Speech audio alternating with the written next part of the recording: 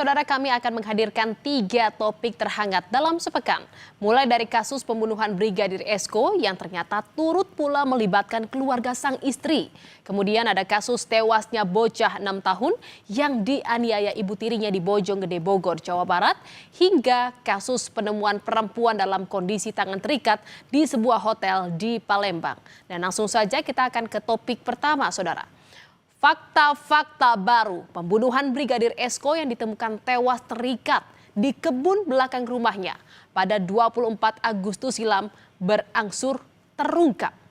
Istri Esko yang sebelumnya sudah ditetapkan menjadi tersangka, Brigadir Rizka, ternyata tidak beraksi sendiri. Belakangan saudara diketahui Rizka melakukan tindakannya tersebut dibantu oleh keluarga dan juga kerabatnya sendiri. Pada Minggu siang 24 Agustus silam, warga dusun Nyiur Lembang, Lombok Barat digegerkan dengan penemuan jasad laki-laki. Tubuh Brigadir Esko ditemukan tergeletak di tanah di antara pepohonan dan area kebun tak jauh dari rumah korban dengan kondisi terikat. Warga akhirnya mengenali korban sebagai Brigadir Esko Fascarelli dari pakaian, ponsel, jam tangan yang dikenakan serta kunci kendaraan roda 2 yang ditemukan dalam kantong celana.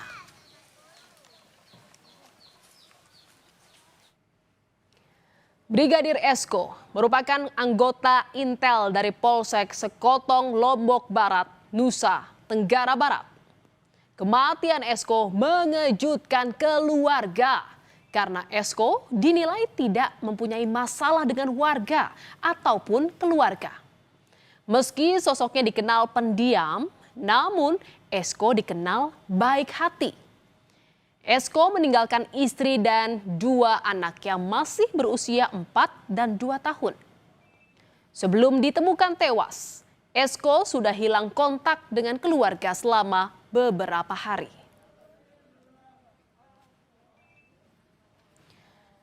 Sebelum ditetapkan sebagai tersangka, saudara, istri Brigadir Esko sempat bersandiwara dengan melaporkan kepada mertuanya bahwa suaminya tersebut hilang. Keluarga yang sempat percaya atas pengakuan istri hingga akhirnya kemudian melapor ke polisi sebelum akhirnya Esko ditemukan tewas. Diinformasikan oleh RS, ya, istri korban, bahwa korban belum pulang ke rumah. Sementara sepeda motor, sepatu, dan helm milik korban ada di rumah. Dan pada hari Minggu pada tanggal 24 Agustus 25 sekitar pukul 10 kita lapor mulai melakukan pencarian dan sampai sekitar pukul 19.30 kita pelapor mendapat informasi bahwa korban ditemukan meninggal dunia. Saudara, sandiwara sang istri akhirnya terbongkar. Setelah pura-pura tak mengetahui keberadaan Esko, polisi akhirnya menemukan bukti yang cukup untuk menunjuk sang istri Brigadir Rizka sebagai tersangka. Dari keterangan polisi, sempat terjadi perselisihan antar keduanya hingga berujung pada kekerasan yang dilakukan Rizka kepada Esko. Dan saudara, Bribtu Rizka Sintiani merupakan anggota Polwan di Polres Lombok Barat.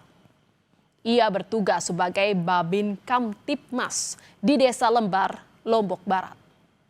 Sejak bergabung dengan Kepolisian Republik Indonesia, Rizka dikenal sebagai anggota yang berdedikasi tinggi dan aktif dalam berbagai kegiatan kepolisian. Namun, sejak ditetapkan sebagai tersangka pembunuhan terhadap suaminya, Bribtu Rizka dikaitkan dengan motif isu perselingkuhan.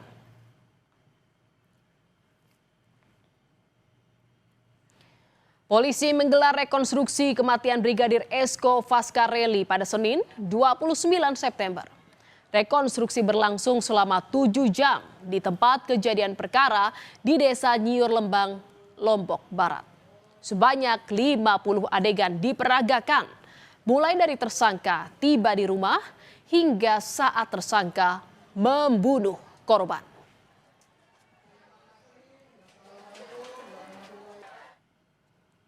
Saudara, kasus pembunuhan Brigadir Esko tak berhenti hanya di satu tersangka.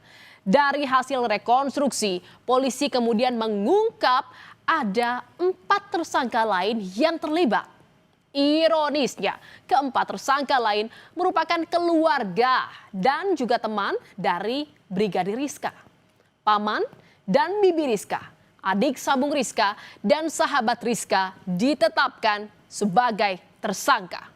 Tersangka ini turut membantu merekayasa kasus kematian Esko dengan membuat seolah-olah seperti kasus bunuh diri.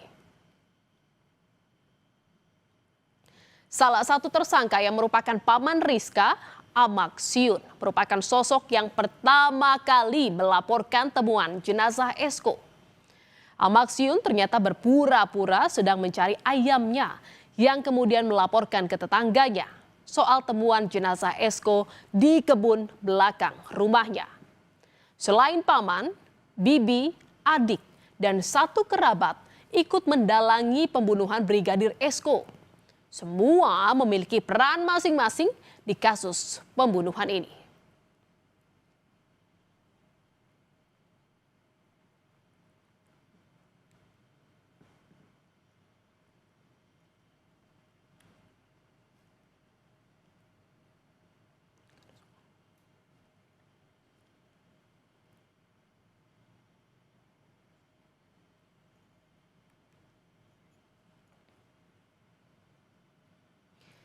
Dua insan yang terikat janji suci harus terpisah maut yang tragis. Brigadir Esko tewas di tangan sang istri. Sempat terjadi percekcokan rumah tangga antar keduanya yang berujung fatal karena masalah ekonomi. Namun, polisi enggan membeberkan secara detail motif ekonomi yang dimaksud. Barang bukti yang telah kita sita ada hubungan melalui platform media sosial, di mana pelaku menghubungi korban untuk bersama-sama ke hotel. Ada kesepakatan di antara mereka dan akan kita dalami lebih dalam lagi. Kita ke topik kedua, saudara. Sosok ibu kerap digambarkan sebagai malaikat tanpa sayap yang selalu berkorban dan memberikan perlindungan pada anaknya. Sosok ibu inilah yang sangat didamba oleh seorang bocah berusia 6 tahun di Bojonggede, Bogor. Hidup tanpa kasih sayang setelah sang ibu meninggal membuat bocah ini harus mendapat curahan kasih sayang dan perhatian dari ibu tiri. Namun harapan itu pupus. Bukan kasih sayang yang didapat, namun justru penyiksaan bertubi-tubi. Tak sanggup lagi menahan penderitaan, sang bocah pun menghembuskan napas terakhir.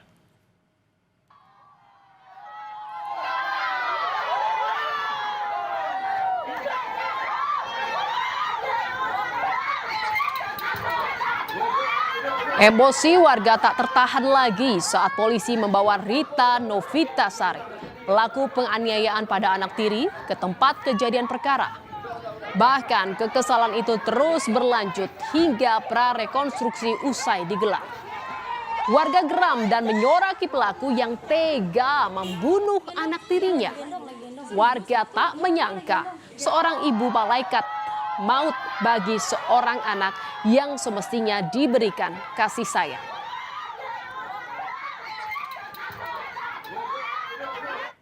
Tidak hanya terkejut, saudara, warga juga sangat kehilangan dengan kepergian bocah berusia 6 tahun itu. Apalagi korban juga dikenal baik oleh lingkungannya.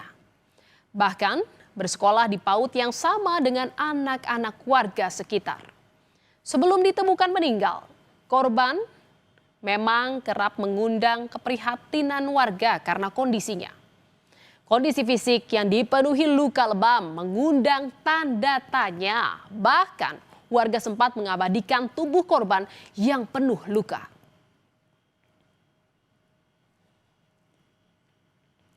Dari memar dan luka yang ditemukan di tubuh korban, warga pun curiga hal itu disebabkan karena tindak kekerasan. Namun saat ditanya, korban selalu berdalih bahwa luka dan memar di tubuhnya lantaran terjatuh. Jawaban itu pun tak lantas menghapus kecurigaan warga. Pasalnya, tiap kali bertemu, warga selalu melihat ada luka baru di tubuh sang bocah. Warga berusaha menyelidiki, namun takdir berkata lain. Sang bocah lebih dulu ditemukan meninggal. Dia itu, saya bilang kamu pakai bedak apa mainin bedak? Bukan, ibu yang pakein katanya gitu. Kita nggak sadar kalau dia itu untuk nutupin itu kan. Kita kan taunya mah baik-baik aja, namanya tetangga. Dia kan suka jajan di warung situ bawah. Jadi ditanya, kamu kenapa memar-memar begini? Bilangnya jatuh, anaknya juga nggak ngomong. Kecurigaan warga akhirnya terbukti saat proses pemulasaran memar dan luka di sekujur tubuh bocah 6 tahun itu membuka tabir kekerasan yang berujung maut yang dilakukan sang ibu tiri. Warga menemukan banyak luka di sekujur tubuh korban saat sedang memandikan jenazah. Warga kemudian melaporkan ibu korban ke polisi. Dan saudara, dari penyelidikan diketahui bahwa pelaku melakukan tindak kekerasan pada anak tirinya lantaran kesal. Dan puncak dari penganiayaan terjadi saat pelaku menyuruh korban untuk makan. Namun korban menolak. Saat itulah pelaku memukul dan menganiaya korban.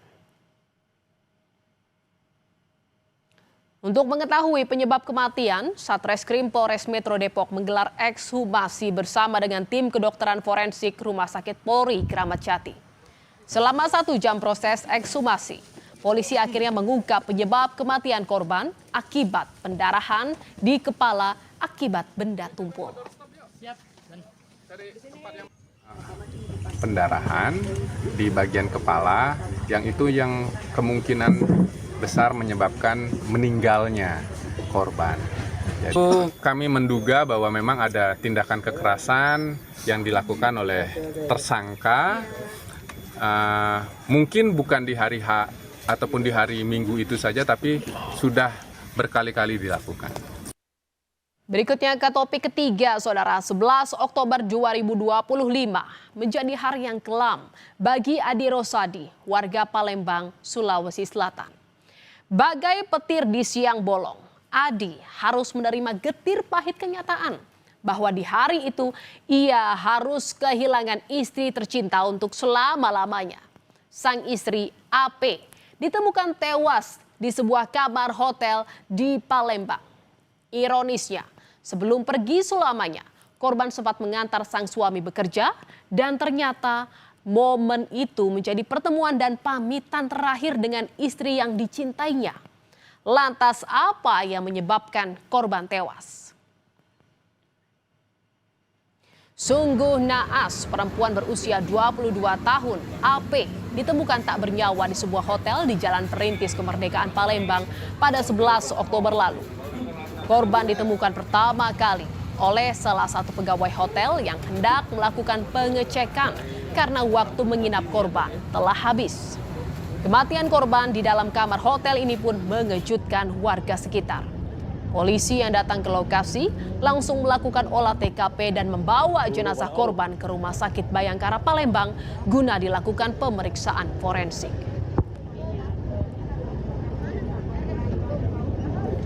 Korban ditemukan tergeletak di atas kasur dan polisi menemukan fakta yang mengejutkan.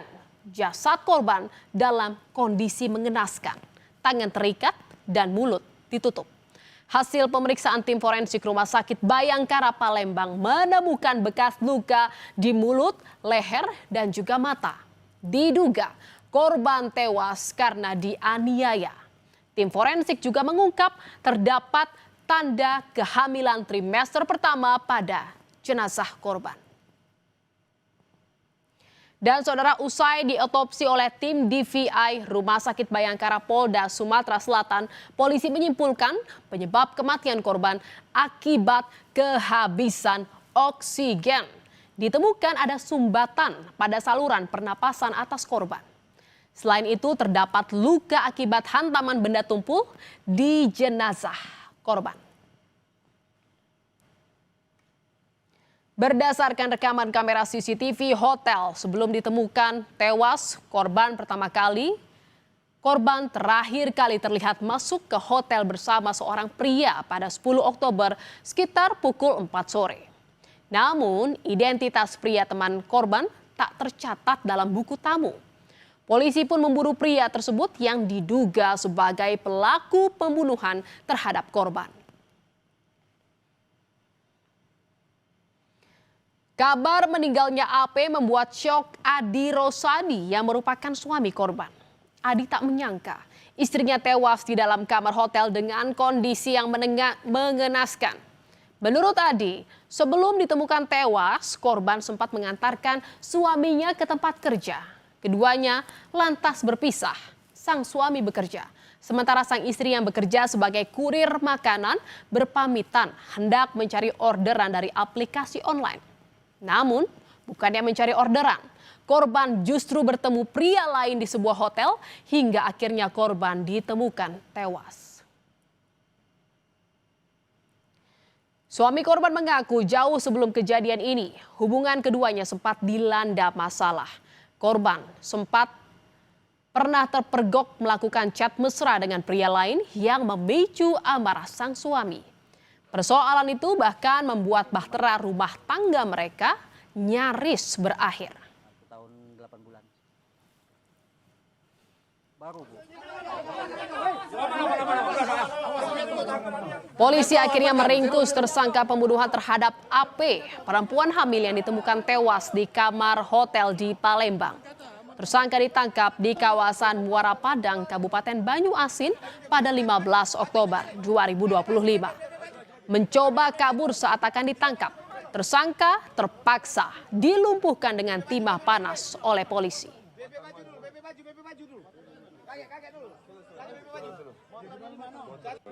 Berdasarkan barang bukti yang telah kita sita, ada hubungan melalui platform media sosial, di mana pelaku menghubungi korban untuk bersama-sama ke hotel. Ada kesepakatan di antara mereka dan akan kita dalami lebih dalam lagi. Saudara, berita utama masih akan kembali seusai jeda dengan informasi mengenai temuan jasad seorang pria menggegerkan warga di Pati, Jawa Tengah. Ironisnya, jasad ditemukan dalam rumahnya yang penuh sampah. Tetaplah di berita utama.